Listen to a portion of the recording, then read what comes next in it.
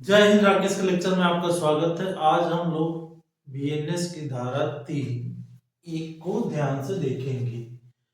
अब जब भी किसी पर आरोप लगता है या कोई बीएनएस की धारा लगती है तो जज साहब कुछ बिंदुओं को जरूर देखते हैं कि क्या ये अपराध की श्रेणी में आते हैं कि नहीं आते हैं। ये जो अपराध किया है किन कारणों से किया है उस सभी बिंदु को देखते हैं।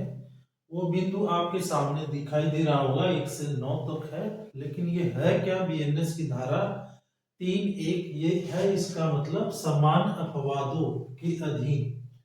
ठीक है। अब समान अपवादों के अधीन का मतलब है कि किसी व्यक्ति को तब तक सजा नहीं मिलेगा जब तक उसका काम वाकई में अपराध की श्रेणी में आता है। कहने का मतलब यह है, जो अपराध की श्रेणी मतलब अपवाद के रूप में दिया है, ये 9 पॉइंट, इसको अगर हम ध्यान से देखेंगे तो आप बीएनएस की धारा 3(1) को अच्छी तरह से समझ पाएंगे।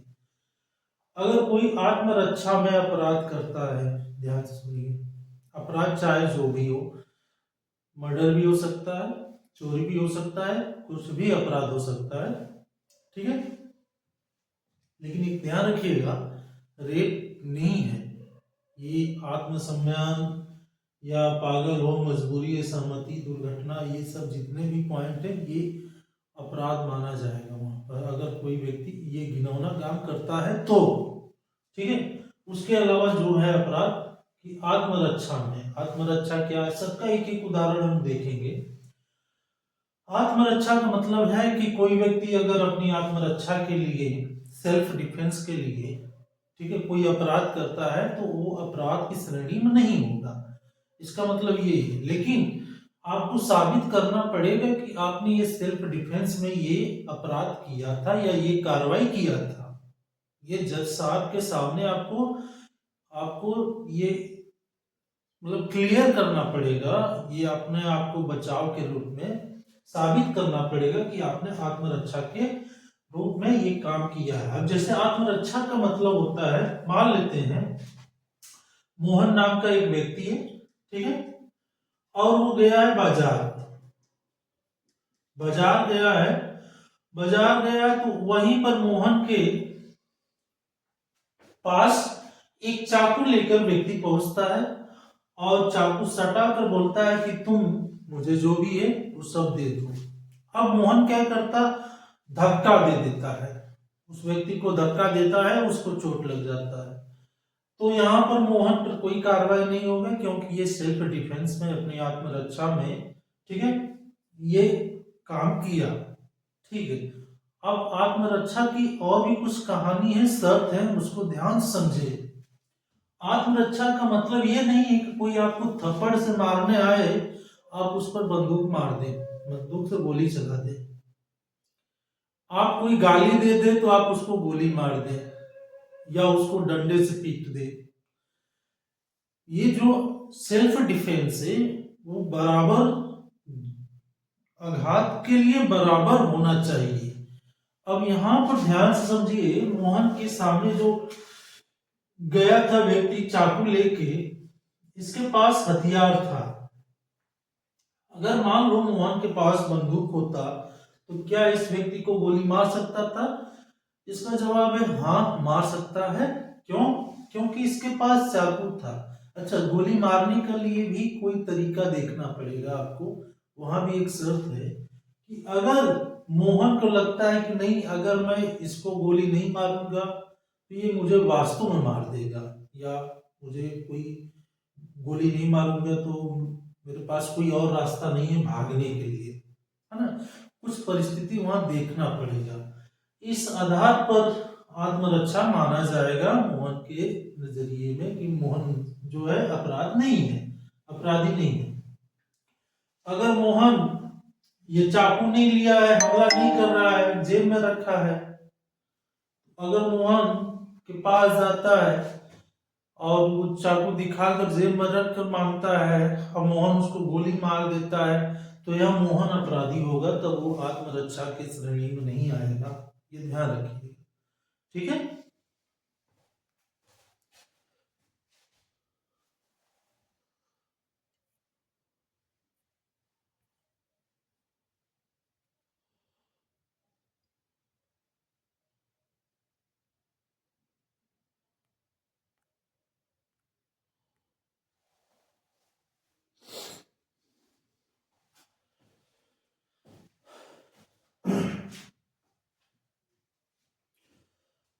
अब दूसरी बात आता है कि दूसरा पॉइंट है कि 7 वर्ष से कम आयु का अगर बालक है तो वो अगर कोई भी अपराध करता है तो उसे अपराध की श्रेणी में नहीं रखा जाएगा और उस बच्चे पर एक आपराधिक का कोई भी धारा नहीं लगेगा अगर वो 7 वर्ष से कम आयु का है। तो ध्यान रखिएगा इस चीज को। क्यों ऐसा इसलिए है कि 7 वर्ष से जो कम वाले बच्चे हैं आप जानते हैं उनकी मनोदशा होता क्या है। वो बहुत नाबालिग मतलब नादान होते हैं, नासमझ होते हैं।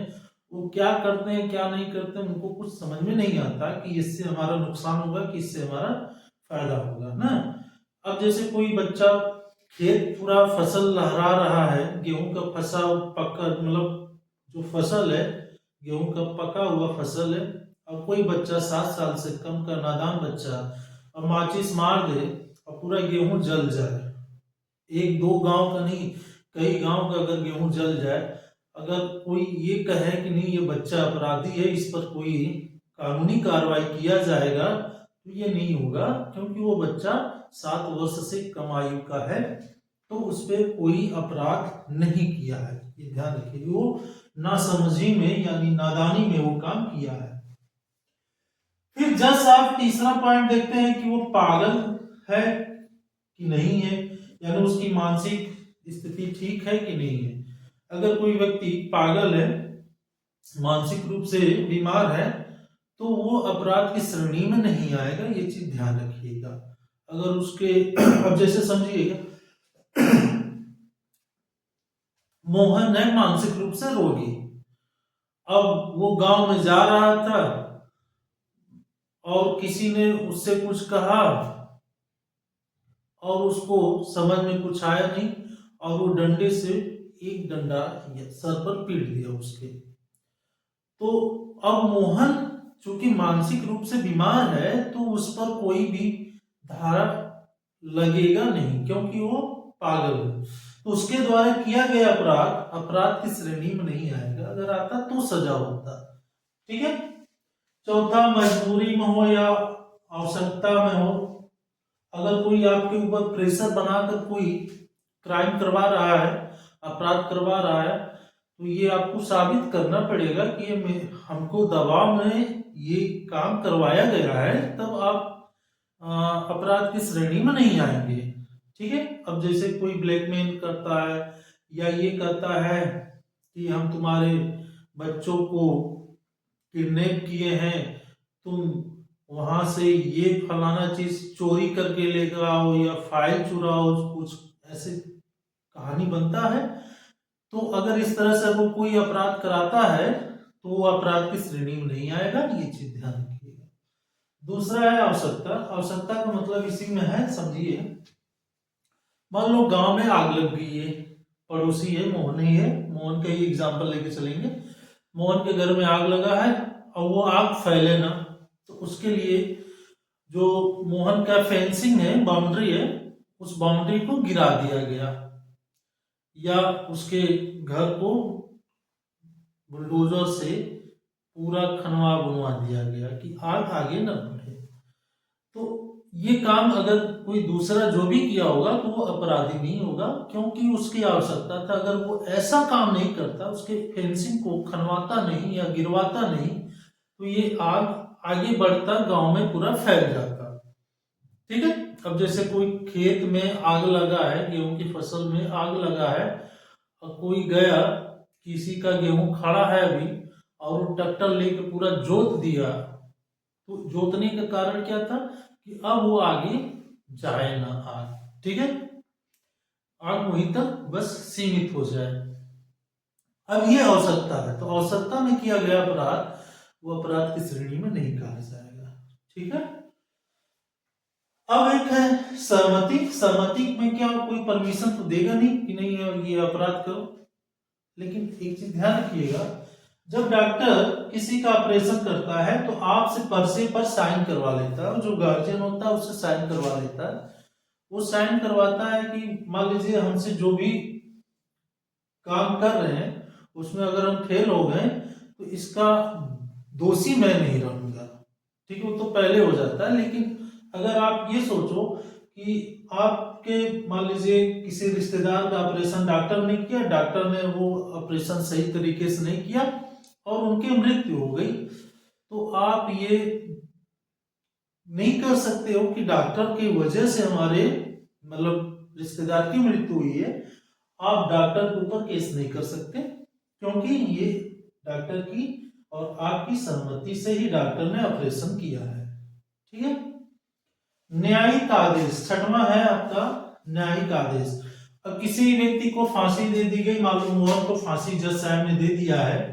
अब मोहन को जब फांसी दे दिया गया है तो फांसी में लटकाने के लिए जो जल्लाद होता है, जल्लाद फांसी पहनाता है फिर लटका देता है, तो जल्लाद वहां अपराधी नहीं होगा, उस पर धारा 300 आईपीसी के धारा 302 ये नहीं काम करेगा। अब बीएनएस की धारा 103 काम नहीं करेगा।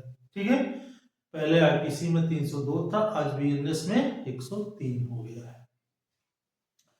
तो वहां पर जल्लाद तो कोई कार्रवाई नहीं किया जाएगा। ठीक। अब अगला है दुर्घटना। मान लीजिए कोई एक्सीडेंट हो गया, एक्सीडेंट का मतलब आप मान लेते हैं मोहन लकड़ी चीर रहा है कुल्हाड़ी से, अब कुल्हाड़ी का जो बेट है वो ढीला था, कुल्हाड़ी निकल कर कोई व्यक्ति के सर पर गिर गया और उसके सर पर गिरने के बाद उस व्यक्ति का मौत हो गया। तो अब यहाँ पर मोहन अपराधी नहीं है, ये एक एक्सीडेंट है, दुर्घटना है, इसमें मोहन को कोई सजा नहीं होगा, ये ध्यान रखिएगा, क्योंकि ये दुर्भाग्यवश एक दुर्घटना हुआ है। तथ्य की भूल मतलब कोई चीज अगर मान लेते मोहन है, अब कांस्टेबल बन गया है, मोहन को जज साहब ने बोला कि तुम श्याम को पकड़ के लेके आओ। अब मोहन रात को गया श्याम को पकड़ने के लिए और उसने तस्वीर देखा नहीं था, रात को पकड़ के लेके गया राम को। अब राम को जब पकड़ के लेके गया तो अब राम इस पर आरोप नहीं कर सकते या इस पर केस नहीं कर सकते कि तुमने हमको श्याम के बदले हमको क्यों लेके आए, तो हमारे ऊपर जो तुम मतलब हम तुम्हारे ऊपर कानूनी कार्रवाई करेंगे। तो ये तथ्य की भूल था, वो जानबूझ के ऐसा किया नहीं है मोहन ने, ये तथ्य की भूल के कारण गलती से राम को पकड़ के ले गया। यानी अगर कोई मिस्टेक हो गया, गलती से कोई आपसे गुनाह हो गया, ये कहानी है कि कोई गलती से आपसे गुनाह हो गया, तो वहां पर आपको ये धारा 3A के तहत आपको थोड़ा छूट मिलेगा, यानी आपको अगर उस श्रेणी में आते हैं तो ठीक, नहीं आते तो नहीं होगा सजा, सीधी सी बात।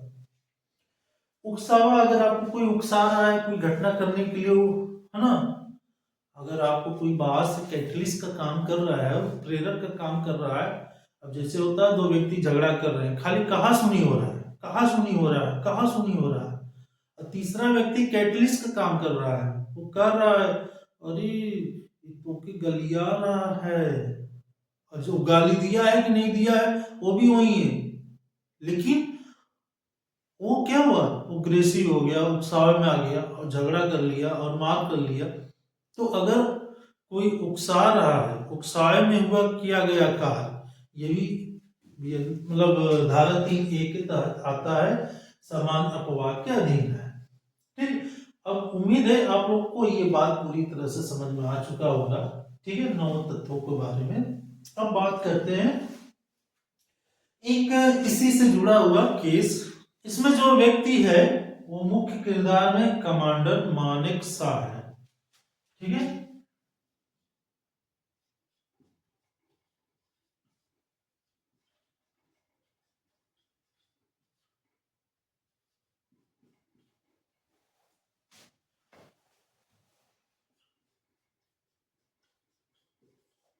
मानिक शाह नानावती।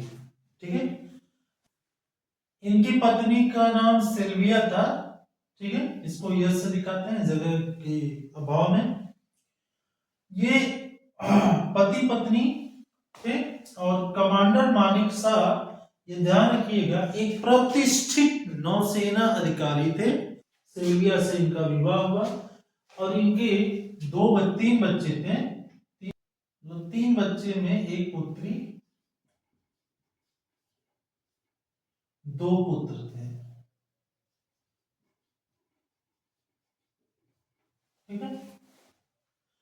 कमांडर मानेक शाह नानावती एक प्रतिष्ठित नौसैनिक अधिकारी, उनकी पत्नी सिविलिया और इनके 3 पुत्र मतलब 3 बच्चे। कमांडर मानेक शाह का एक मित्र था जिसका नाम था प्रेम आहूजा।